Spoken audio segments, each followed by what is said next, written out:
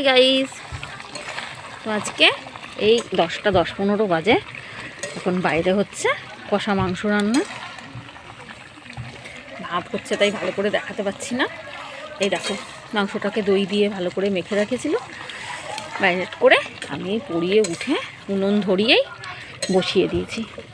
এর সাথে খাবো লুচি, খাবো